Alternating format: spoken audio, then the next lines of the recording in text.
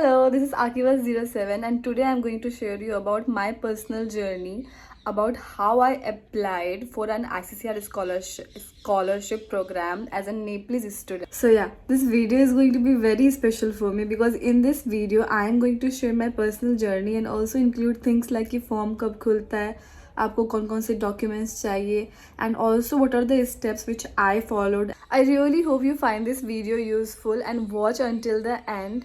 And now let's go and move on to the main part. So सबसे पहले हम एक लिंक में जाएंगे, ये मैं शेयर कर दूंगी मेरे डिस्क्रिप्शन में. And then embassy of India, this is the link. And यहाँ पे एजुकेशन स्कॉलरशिप में जाना है, तो अबाउट स्कॉलरशिप में जाके एंड देन यहाँ पे बहुत सारे स्कॉलरशिप है. एंड ऑल्सो मेरा ये वाला है सिल्वर जुबली स्कॉलरशिप स्कीम, जो कि मुझे एलोकेट हुआ फॉर पोस्ट ग्रेजुएट कोर्सेज. तो आप पहले फॉर्म भरोगे, लेकिन आपको इनमें से कौन सा एलोकेट होगा ये इंडियन एम्बेसी पे डिपेंड करता है. ऐसा नहीं है कि आप यहाँ जाके इसके अंदर फॉर्म भरोगे तो यही आपको एलोकेट होगा.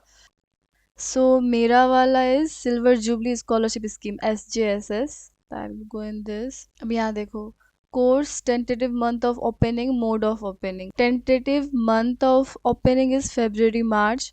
Mode of opening online. Online portal, इसमें जाओगे जब फॉर्म खुलता है ना February March में, तो इसमें ही जाके आपको आपके फॉर्म भरने हैं. Eligibility, applicant must be between 18 to 30 year of age age on the date of opening of A2A portal of that year. First, the online application are to be submitted through A2A portal, a2ascholarships.iccr.gov.in. The procedures and norms governing this scholarship are given on the portal.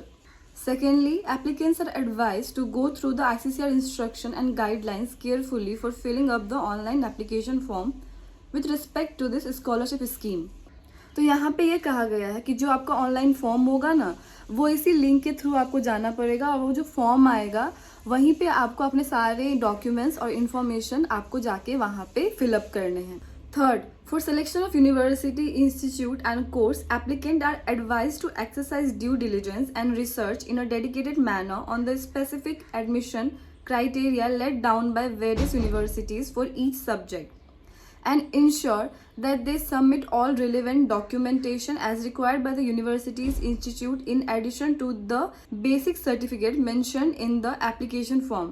For this, they may refer to university's handbook, University Grants Commission website and the concerned institute's website for eligibility criteria. Please note that the course institute allotted to the candidate under any scholarship scheme will not be changed. तो यहाँ पे ये कहा गया है कि जो भी यूनिवर्सिटीज़ जिसमें आपको जाना है, सबसे पहले तो यहाँ पे यूनिवर्सिटीज़ का लिस्ट होता है. तो वहाँ पे जाके जो भी यूनिवर्सिटी में आपको जाना है या फिर कौन से यूनिवर्सिटी में आपके कोर्स हैं, किस में नहीं है, या फिर कौन एक्सेप्ट करेगा, वो सब आपको पता लगाना है. उसमें ICCR आपका कोई हेल्प नहीं करेगा. आपको वो लिस्ट देखनी है. लिस्ट देख के वेबसाइट्स पे जाना है, ईच यूनिवर्सिटी की वेबसाइट पे जाओ. मैंने लिटरली 10 से 15 यूनिवर्सिटीज़ चेक किए थे, तब जाके मुझे आइडिया हुआ कि नहीं, इस यूनिवर्सिटी में मेरा ये वाला कोर्स अवेलेबल नहीं है. या फिर आर्किटेक्चर में मास्टर्स पढ़ाते हैं but sustainable design, interior, MURP नहीं है. MURP as in masters in urban and regional planning. तो मुझे वो करना था. और बहुत सारे इंस्टीट्यूट ऐसे होते हैं जो ज़्यादातर स्कॉलर्स को नहीं ले रहे होते या फिर नहीं ऑफर लेटर देते हैं. और किसी किसी यूनिवर्सिटीज़ में बहुत ज़्यादा चांस होता है कि आपको ऑफर लेटर मिल जाए. तो अगर आपको HOD के ईमेल जानने हैं तो वो भी आपको ऑफिशियल वेबसाइट पे मिल जाता है. अगर आपको वहाँ पे उस यूनिवर्सिटीज़ में बहुत जाने का मन है तो you can write application, very subtle. कुछ ज़्यादा नहीं बोलना है, बस लिखना है जो भी आपके डॉक्यूमेंट्स लाइक आपके आर्किटेक्चर पोर्टफोलियो, जैसे कि मेरा था, मैंने आर्किटेक्चर पोर्टफोलियो भेजा था और जो भी मैंने अचीवमेंट किया था वो भेज दिया था. और मैंने रिक्वेस्ट की थी कि मैंने यहाँ पे स्कॉलरशिप के लिए फॉर्म भरा है थ्रू ICCR, तो प्लीज़ अगर हो सके तो आप एक्सेप्ट कर लो एज अ HOD. तो मैंने बस उतना किया था, ज़्यादा नहीं लिखना है. पता नहीं, मैंने बहुत सटल तरीके से लिख के भेज दिया था. उन्होंने एक्सेप्ट किया या नहीं किया मुझे नहीं पता. मैंने 2-3 में भेजा था, मुझे एक से भी रिप्लाई नहीं आया मेरे ईमेल्स का. बस ये था कि एक कॉलेज से ऑफर लेटर आ गया था. सो थर्ड पॉइंट में क्लियरली लिख दिया गया है कि आपको लिस्ट ऑफ यूनिवर्सिटीज़ दे दिए जाएंगे. ICCR कोई हेल्प नहीं करेगा to choose the university. You have to use your own research work, own due diligence and also आपको यूनिवर्सिटीज़ के जो डॉक्यूमेंटेशन प्रोसेस है वो आपको समझना है। जैसे कि किसी यूनिवर्सिटीज़ में माइग्रेशन चाहिए होता है, किसी में नहीं चाहिए होता है, किसी में आइल्स वो चाहते ही चाहते हैं, किसी में उनको दैट परसेंटेज लाइक 70-75 के अबव वाले ही चाहिए होता है। तो वो आपको जान लेना है। अगर आपको अपने ऑप्शंस 5 ऑप्शन में से एक भी ऑप्शन को वेस्ट नहीं कराना है तो ये सारी रिसर्च करने के बाद ही यूनिवर्सिटी वाले फिल करना। How to submit application. जो एप्लीकेंट्स होते हैं उनको 400 रुपये देने पड़ते हैं in the favour of education wing, embassy of India, Kathmandu. किसी भी SBI ब्रांच, नेपाल की किसी भी SBI ब्रांच में आप ये कर सकते हो। मैंने विराटनगर में किया था। ये वाले इन्फॉर्मेशन का जो मैंने वाउचर फिल किया था मैं वो शेयर कर दूंगी सो that it will be easy for you जब आप जाओगे करने के लिए। और वहाँ पे हमारे जो हम फॉर्म भरते हैं ना, तो फिर हमें एप्लीकेशन रजिस्ट्रेशन नंबर मिलता है, वो भी हमें वाउचर में लिखना पड़ता है एंड हमारे नाम। सो यहाँ पे मैंने 2 वाउचर्स रखे हैं। ऊपर वाला जो है वो फाइनल है, नीचे में जो है वो मेरा ट्रायल वाला था। एक्चुअली जो वाउचर के ऊपर जो गैप होता है ना, मैंने वहीं पे एप्लीकेशन नंबर लिख दिया था, बट ऐसा नहीं करना होता है। वहाँ पे एक्चुअली जो स्टैंप लगाते हैं ना, उसी टाइम कुछ इन्फॉर्मेशंस होते हैं जो उनको वहाँ पे अगेन स्टैंप लगाना पड़ता है, तो वो उसके लिए होता है। जो आप एप्लीकेशन नंबर लिखोगे ना, जहाँ पे आपका नाम का एक स्पेस दिया होता है, आप उसी जगह पे अपना एप्लीकेशन नंबर भी लिखोगे। और कॉन्टैक्ट नंबर तो ऑब्वियसली आप वहाँ पे दिया होता है स्पेस, कॉन्टैक्ट नंबर नाम लिखने का, जहाँ नाम लिखोगे वहीं एप्लीकेशन नंबर लिख देना। बाकी तो सब नॉर्मल होता है। एंड आप किसी और के लिए करने जा रहे हो तो फिर वो आपको अलग बॉक्स में भरना पड़ता है। वहाँ एक्चुअली आप जाओगे तो वो आपको सिखा देंगे कि आपको ऐसे ऐसे करना है, बट कुछ माइनॉरिटीज़ होते हैं जो उनको भी नहीं पता होता है कि हम ये मिस्टेक कर देंगे। सो यही था मेरा वाउचर रिलेटेड एक्सपीरियंस, जो कि मुझे लगा मुझे बता देना चाहिए, क्योंकि जब मैं गई थी बाकी सारी चीज़ें तो स्मूथली उन्होंने कर दी, बट मेरे तरफ से जो ये मिस्टेक हुआ था जिसके कारण मुझे फिर से फिलअप करना पड़ा द होल वाउचर। सो मैं सोच रही थी कि हो सकता है कि शायद किसी और को कन्फ्यूजन हो, इसलिए मैंने बता दिया यहाँ पे। Secondly, thereafter, the applicant should submit the original counterfoil along with printout of the application and other documents uploaded online to first Embassy of India Kathmandu and second is Consulate General of India Birgunj. तो यहाँ पे simply बस यही कहा गया है कि आपको, जैसे कि मेरे टाइम पे मेरा जो फॉर्म फिलिंग का डेट था, डेट इज़ 30 अप्रैल, राइट। तो 30 अप्रैल से पहले मैंने ऑनलाइन ऑफलाइन दोनों तरीके से मेरे जितने भी डॉक्यूमेंट्स थे, personal information, online application form, ये वाउचर वाला सारा मैंने ऑनलाइन ऑफलाइन दोनों सबमिट कर दिया था। और वही करना भी है। जैसे कि 30 अप्रैल से पहले 25 अप्रैल को मुझे याद है कि मैंने ऑनलाइन का सारा प्रोसेस कंप्लीट कर दिया था। मेरे जितने डॉक्यूमेंट्स थे, स्कूल सर्टिफिकेट, कॉलेज सर्टिफिकेट, और the bachelor certificate, graduation certificate, migration certificate, MOI that is medium of communication, वो वाला certificate, and also the recommendation letters from my teacher, at least मैंने 3 सबमिट किए थे, वो हो गया। उसके बाद अब जो वाउचर मिला था, वो ऑनलाइन एप्लीकेशन जो फॉर्म मैंने फिल किया था उसका प्रिंट आउट, और मेरे नागरिकता सिटीजनशिप सर्टिफिकेट होता है उसका इंग्लिश ट्रांसलेशन, मेरे पापा के नागरिकता के इंग्लिश ट्रांसलेशन, वो सारा मुझे सबमिट तो मैंने ऑनलाइन कर ही दिया था, क्योंकि ऑनलाइन में उनका लिस्ट आता है जो कि आप PDF बना के भरते जाओ। उसके बाद ऑफलाइन भी मैंने सारे प्रिंट आउट निकाल के मेरे दोस्त को भेजा था to the embassy of India Kathmandu for the submission. तो रिमेंबर कि जो भी डेट आता है ना, तो उस डेट से पहले वाउचर तो कर ही देना है, ऑनलाइन फॉर्म फिल कर देना है, और ऑफलाइन भी सारे प्रिंट आउट निकाल के काठमांडू या बीरगंज में जो जगह लिखा हुआ है ना, वहाँ पे सबमिशन हो जाना चाहिए। एंड थर्डली यहाँ पे ये लिखा गया, application fee once deposited will not be refunded और एडजस्टेड। तो यहाँ पे ये क्लियर कर दिया गया, जो भी आपने 400 रुपये दिए हैं ना, वो रिफंड नहीं होगा या फिर वापस नहीं आएगा। वो एप्लीकेशन फी था, आपका नाम निकले नहीं निकले उसका उससे कोई वास्ता नहीं है, वो जा चुके हैं पैसे। एंड इसके नीचे भी कुछ नोट्स हैं, वो आप खुद ही पढ़ लेना, वो ज़्यादा कुछ ऐसा नहीं है, बस वहाँ बस लिख दिया है कि नर्सिंग का यहाँ पे नहीं है कोर्स इंक्लूडेड। इंग्लिश जो कि मैंने बोला मेरे पापा का जो नागरिकता था, जो भी आपके नेपाली डॉक्यूमेंट्स है, जो नेपाली में लिखा गया, जिसके English translation on the documents नहीं है, उसको आपको इंग्लिश ट्रांसलेशन करना है, नोटरी करना है, फिर सबमिट करना है। अगर इंग्लिश ट्रांसलेशन किसी भी डॉक्यूमेंट्स के नहीं है तो वो कंसिडर नहीं किया जाएगा, सिंपल। एंड थर्ड में लिखा गया है कि लेबोरेटरी के जो केमिकल्स या फिर इंसिडेंटल चार्जेस होंगे वो स्कॉलर्स को खुद पे करना पड़ेगा।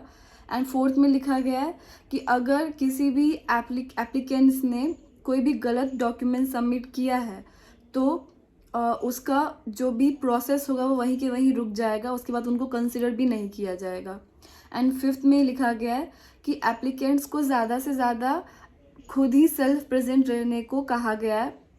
देखो, फॉर्म जब आप सबमिट कर रहे हो, फॉर्म सबमिशन के टाइम में अगर आप दोस्त को भेजते हो, अगर आप बिजी हो, दोस्त को भेज रहे हो या फैमिली रिलेटिव को भेज रहे हो तो चलेगा, बट जब आपका नाम निकल जाता है तब आपको सेल्फ प्रेजेंट रहना, आपके गार्जियन को सेल्फ प्रेजेंट रहना इज़ मैंडेटरी। जैसे कि मैं इंसिडेंट बताऊंगी आगे जाके जो मेरे साथ हुए, जो मैंने देखे कि दूसरों के एप्लीकेशंस को कंसिडर तक नहीं किया गया बिकॉज ऑफ सर्टेन थिंग्स, जो कि आगे जाके मैं बताने वाली हूँ। गार्जियन का मीनिंग मम्मी या पापा, भाई बहन को नहीं, बड़े भाई बड़ी बहन, I don't think so they will be considered. तो मम्मी पापा को मैंडेटरी लेके जाना है, सेल्फ प्रेजेंट होना है और गार्जियन को लेके जाना है, और आपके डॉक्यूमेंट्स एकदम कट टू कट और लाइन बाय लाइन होने चाहिए। वहाँ जाके उनका टाइम वेस्ट हो, आपका हो, तो वैसा कुछ भी मत करना। डॉक्यूमेंट्स को बहुत अच्छे से संभाल के और एकदम सीरियल वाइज रखना, इतना करना और वहाँ के प्रोसेस आपके स्मूथ जाएंगे। So yeah I will tell you my experiences, जो कि मैंने वहाँ पे जाके जो भी मैंने देखा। So there was one boy, वो अपने पापा के साथ आया था, बट उसने चेक नहीं किया था कि उसका कौन सा स्कीम से एलोकेट हुआ है, like self finance, Atal Bihari Vajpayee, Sushma Swaraj या सिल्वर वाला। तो वो बस आ गया और उसको बाद में पता चला कि उसका सेल्फ फाइनेंस है। ही वॉज वेरी डिसहार्टेन और like his father and he was sitting but they were like पता ही नहीं कि एक्सेप्ट करना है या नहीं करना है, क्योंकि फिर अगर स्कॉलरशिप निकला है, फिर सेल्फ फाइनेंस है, तो फिर पैसे तो वहीं के वहीं हो गए। It is very important to check कि आपका जो स्कॉलरशिप स्कीम है वो किस बेसिस पे आ रहा है, सेल्फ फाइनेंस या फिर obviously scholarship granted by the government of India. And yes, उसके बाद क्या हुआ मुझे नहीं पता, क्योंकि ऑब्वियसली वहाँ का माहौल बहुत स्ट्रिक्ट होता है, तो वहाँ पे रुकने का ज़्यादा नहीं होता है। वहाँ बहुत सारे स्टूडेंट्स आ रहे होते हैं, रश होता है, क्योंकि बहुत लिमिटेड टाइम होता है। आई गेस 9 बजे से लेकर 1 बजे तक, फिर ब्रेक होता है और फिर बाद में काम होता है। तो क्योंकि मैं बहुत जल्दी आ गई थी तो मेरा काम जो मॉर्निंग आवर्स थे ना 9 से 1 उसके बीच में ही हो गया था। तो अपना काम कराओ और फिर निकलते जाओ, क्योंकि वहाँ भीड़ भी बहुत होते हैं और सारे बहुत टेंशन्स में होते हैं, क्योंकि अब बुलाएंगे, वो सर बुलाते हैं और फिर डॉक्यूमेंट्स लेते हैं, सारे डॉक्यूमेंट्स सही होने चाहिए, कोई किसी से ज़्यादा बात नहीं करता है, सब अपने अपने डॉक्यूमेंट्स चेक कर रहे होते हैं। So there was one more incident, उसमें there was one lady, she was like around 23 और 24 की तो होंगी वो, और उनका स्कॉलरशिप निकला था और वो एज अ गार्जियन अपने हस्बैंड को लेके आई थी। And the authority was like literally not accepting the husband as a guardian. So yeah, आपको वहाँ पे पोर्टल में ही लिखा हुआ रहता है you have to bring your guardian, और गार्जियन का सिंपल मीनिंग यही निकल रहा होता है कि पापा या मम्मी। एंड ऑब्वियसली शायद वो थोड़े मैच्योर कपल होते तो उनका एक्सेप्ट हो जाता, but because they were so young, the sir who was sitting there, who was literally checking the documents but was not accepting the guardian, तो उनका आई थिंक 10 मिनट भी नहीं, मैं ज़्यादा बोल रही हूँ, 5 मिनट भी वहाँ पे शायद खड़ा होने नहीं दिया। फिर उन्होंने डॉक्यूमेंट्स लिया, फिर पता चला गार्जियन ये है तो निकाल दिया, और फिर बाकियों को बुला के उनका डॉक्यूमेंट्स को प्रोसेस करने लगे। सो वो भी एक इंसिडेंट था। उसके बाद क्या हुआ मुझे उसका भी आइडिया नहीं है। एंड येस, आपका डॉक्यूमेंट प्रोसेस हो गया, आपको लेटर मिलेगा। लेटर ऐसे ही नहीं मिलेगा कि हैंड टू हैंड, वो सबसे पहले आपका डॉक्यूमेंट प्रोसेस करेंगे। जो 1 बजते हैं ना, तो 1 बजे से पहले वो सभी को बुलाते हैं जिनका डॉक्यूमेंट प्रोसेस हो चुका है, और वो बुला के सबको हैंड ओवर करते हैं। 2 लेटर्स होते हैं I guess. First of all, एक लेटर जो सील पैक होता है वो आपको बिल्कुल नहीं खोलना है, वो जहाँ का आपका स्कॉलरशिप एलोकेट हुआ है। जैसे कि मेरे केस में गुजरात वडोदरा, तो मुझे वडोदरा के OIA office of international affair में जाके वो लेटर देना है। एंड दूसरा लेटर मैं खुद भी देख सकती हूँ, उसमें ज़्यादा कुछ नहीं होता है, मेरे एप्लीकेशन नंबर होते हैं, कुछ गाइडलाइंस दिए जाते हैं। सो यहाँ पे मैंने ये बताया कि आपको जो फॉर्म फिल करना उसका लिंक आपको कहाँ से मिल जाएगा, आपको कौन कौन से स्कीम्स अवेलेबल है वो आप देख लेना, क्योंकि मैंने जो साइट पे गई ना वो उसका लिंक डिस्क्रिप्शन में दे दिया है। वहाँ पे आप देखोगे कि बहुत सारे स्कीम्स है स्कॉलरशिप के, तो आप जाके वहाँ पे चेक करना कि आपके क्राइटेरियाज किसके अंडर आ रहे हैं। So now I will tell you, जब आप फॉर्म फिल कर रहे हो तो आपको क्या क्या इन्फॉर्मेशन चाहिए, कैसे कैसे फिल करना है, कौन कौन से डॉक्यूमेंट्स पहले से ही बना के रख लेने हैं। So I will tell you that now. So yeah मैंने जो लिंक दिखाया था A2A पोर्टल वाला, आपको वहाँ पे क्लिक करना है एंड देन होम पे जाओ एंड देन यहाँ पे जो इंटरफेस खुलेगा आपको यहाँ पे स्टूडेंट अकाउंट बनाना है खुद का। तो यहाँ पे जब आप स्टूडेंट अकाउंट बना लेते हो तब जाके आपका जो फॉर्म फिलिंग इंटरफेस होगा ना वो खुलेगा। And let me tell you, internet पे स्टूडेंट रजिस्ट्रेशन कैसे करना है, यहाँ पे आपको आईडी पासवर्ड कैसे बनाना, ऐसे वाले जो वीडियोस हैं इंटरनेट पे बहुत सारे हैं, मैं लिंक दे दूँगी क्योंकि ये वीडियो ऑलरेडी बहुत लेंदी हो चुका है। एंड यहाँ मैं आपको ये नहीं बताने वाली हूँ कि यहाँ पे अकाउंट कैसे बनाते हैं, क्योंकि इंटरनेट पे ऐसे वीडियोस भरे पड़े हैं। मैं यहाँ पे अपने एक्सपीरियंस बताने वाली हूँ, जो जो पॉइंट्स मुझे लगा कि नहीं मेरे लिए डिफ़िकल्ट था उसमें मैं आपको गाइड करने वाली हूँ। एंड जैसे कि वाउचर वाला मुझे कहीं पे नहीं मिल रहा था कि फॉर्म कैसे भरना है, वाउचर कैसे भरना है, एप्लीकेशंस के बारे में नहीं आइडिया था, कॉलेजेस के बारे में नहीं आइडिया था, क्योंकि ज़्यादातर इतने वीडियोस नहीं बन रहे होते हैं, थोड़े थोड़े वीडियोस होते हैं। तो जो मेरी नॉलेज है मैं वो शेयर करूँगी, बाकी जो इंटरनेट पे भरे पड़े हैं मैं उनको रिपीट नहीं करने वाली। You should go and check and also you should do some research work regarding कि अकाउंट कैसे बनाना है, फॉर्म फिलअप कैसे करना है, फॉर्म के स्टेप्स क्या क्या होंगे अकाउंट बनाने के बाद। I will go there. तो यहाँ पे जब आप आपके आईडी पासवर्ड क्रिएट कर लोगे देन फॉर्म जो फिल करोगे उसका इंटरफेस मैं आपको अभी दिखाती हूँ। So these are the screenshot of that time जब मैं फॉर्म फिल कर रही थी। सबसे पहले तो आपको यहाँ पे अपनी प्रोफाइल पिक्चर डालनी है, that is less than 200 KB और इक्वल। फिर आपको आपके नाम, gender, date of birth, place of birth, place of birth, country, passport number, so place of issue of passport. तो आपको जब ये फॉर्म फिल करना हो ना तो उससे पहले ही पासपोर्ट रेडी करके रख लेना है। तो place of issue of passport and passport issue country वो आपको यहाँ पे लिखना है। And date of issue of passport, date, month, year, date of expiry of passport, postal address, city, state, country, zip code, and obviously mobile number, WhatsApp number, email ID, unique identification code, name of your father, phone number, email ID, mother name, then address, city, state, country, zip code, English proficiency में English as a subject in school and college।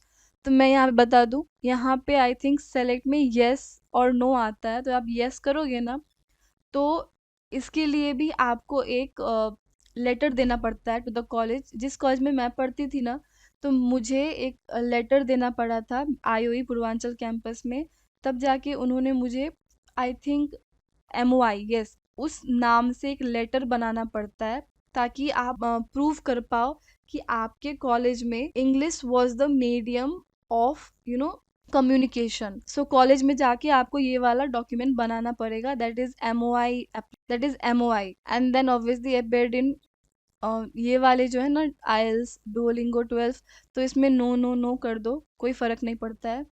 And yes, उसके बाद आता है 18 number पे ऐसे आपको English में लिखना है। आपको 6 टॉपिक दिए जाएंगे।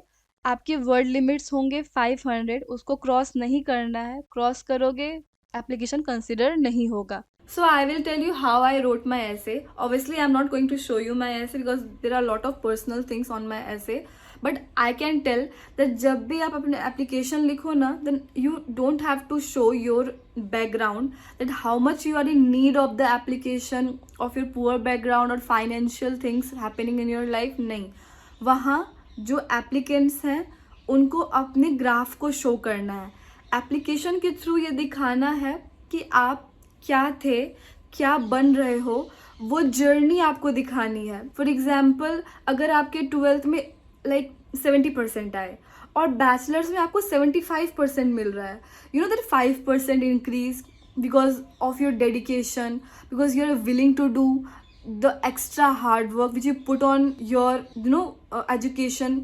those things you have to write. और the competition, कि आपने competition में part लिया, you took part in one of the competition where you didn't won, but आपको वहाँ से कुछ सीख मिली जो कि आपने apply किया for the next phase of your life, and you got so much of recognition, and you won another thing because of the experience you gained from the one thing. So you're updating yourself, you are working continuously on your graph, on your career. And also जो भी आप ऐसे लिख रहे हो वहाँ पे आपको एक स्टोरी बिल्डअप करनी है.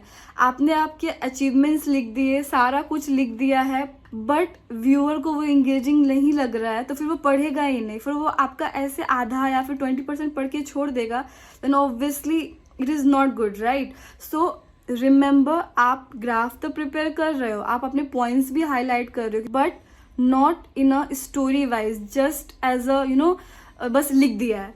ऐसा नहीं करना है. आपको एक स्टोरी प्रिपेयर करनी पड़ेगी जहाँ एक व्यूअर पढ़ते साथ वो इंगेज हो रहा है, आपसे कनेक्ट हो रहा है, आपकी स्टोरी लाइन से कनेक्ट हो रहा है. देन ओनली आपका एक स्ट्रॉन्ग ऐसे बिल्डअप होगा.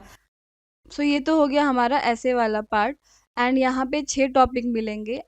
आप जिससे भी रेजोनेट कर रहे हो उस पे आपको ऐसे लिखना है. एंड ऑल्सो आपको लगे कि लाइफ में मेरे साथ ये इंसिडेंट हुए हैं which can answer to that question, तो वैसे को ही आप पिक करना, so that it can resonate more with your personality, with your life, with your achievement.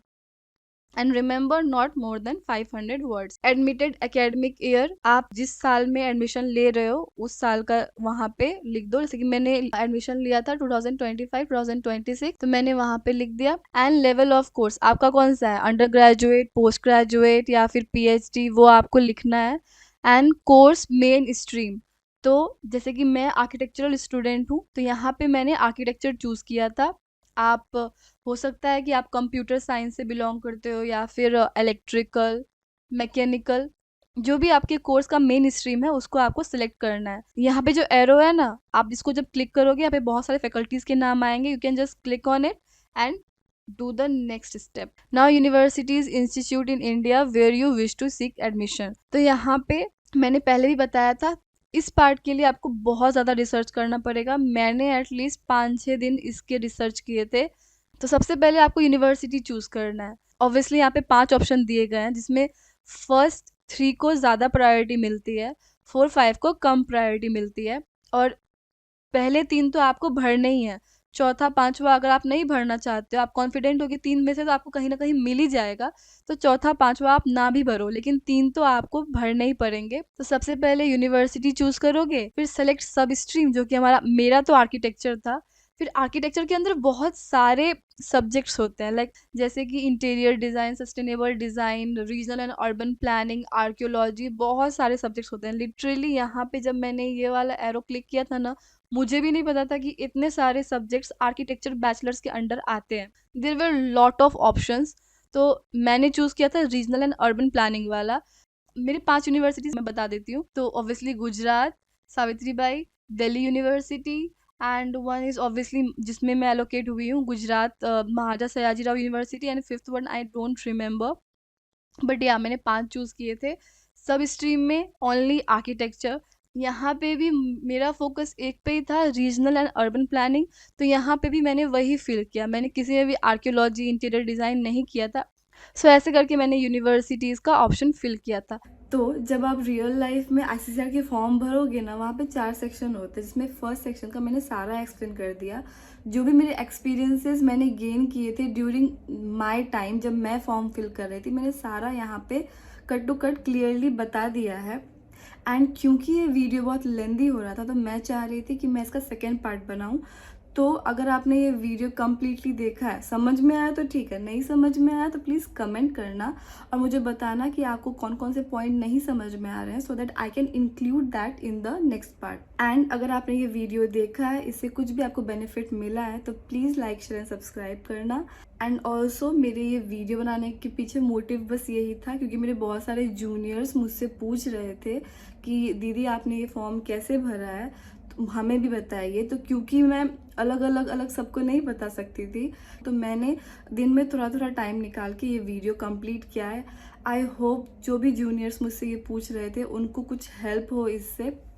And also आपके जो प्रोसेस होंगे आईसीसीआर फॉर्म फिलिंग प्रोसेस, वो मेरे वीडियो के कारण थोड़े इजी हो जाएं, कन्फ्यूजन आपको कम हो। And lastly I want to say thank you for watching. Bye bye.